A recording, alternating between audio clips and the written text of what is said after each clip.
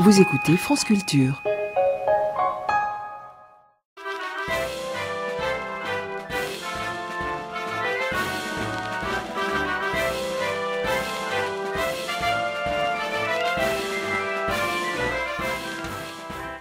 Tu n'ignores pas, Simone, que France Culture est la 3e radio la plus podcastée de France. On estime par exemple que notre conversation quotidienne, notre œil du larynx, est écoutée à peu près pour moitié en direct et pour moitié en podcast ou en podcasting, je ne sais pas quel terme utiliser. C'est pas français du tout ce mot-là, podcast. Non. Et du reste, la CGTN, la Commission Générale de Terminologie et de Néologie, s'en était émue et avait proposé il y a quelques années l'équivalent français diffusion pour baladeur, ou sa variante québécoise balado-diffusion. Le ridicule a eu raison de cette proposition, et désormais ceux qui ne veulent pas prononcer le mot de podcast lui préfèrent celui de téléchargement. Aujourd'hui, pour simplifier, permets-moi d'employer le mot le plus couramment utilisé pour désigner ce dont je te parle, le podcast. Permission accordée. Or donc, nous sommes abondamment podcastés. C'est très réjouissant par certains côtés, mais il y a une limite.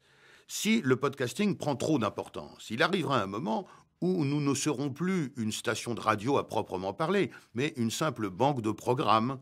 À ce moment-là, plus besoin de grilles de programmes, plus d'événements en direct, plus de rendez-vous situés dans le temps. France Culture ne serait plus qu'un catalogue de programmes. Bon, tu te connectes quand tu veux, tu télécharges les émissions qui t'intéressent, tu les écoutes quand tu veux. C'est très commode par certains côtés, mais il n'y a plus d'identité France Culture, tu comprends ? Oui, je comprends. Je dis que ce serait dommage. Qu'est-ce que tu comptes faire ? Je ne veux pas pénaliser les podcasteurs, ils ne l'ont pas mérité. Et cependant, je souhaite encourager un peu les auditeurs à nous écouter aussi en direct.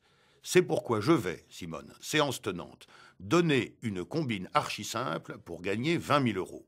Cette combine sera accessible en totalité à l'heure normale de notre diffusion, c'est-à-dire maintenant.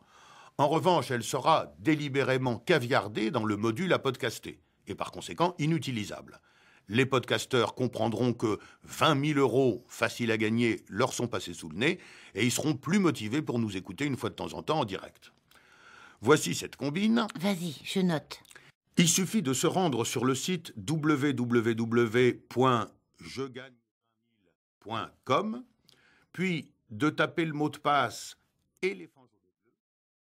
Ensuite, répondre à la question posée, la bonne réponse étant tomate. Et pour finir, entrer ses coordonnées personnelles en précisant le code A62F53. Vous recevrez alors un chèque de 20 000 €. C'est pas tant, non ? C'est parfait. Mais je pense aux podcasteurs qui, en t'entendant demain ou après-demain, ou plus exactement ne t'entendant pas, seront rongés de remords. Il ne leur restera donc que les yeux pour pleurer ? Oui. Et il faudra que ça leur serve de leçon. À force de frustration, ils finiront par renoncer au podcasting et la partie sera gagnée. Machiavélique. Oui, et j'ajoute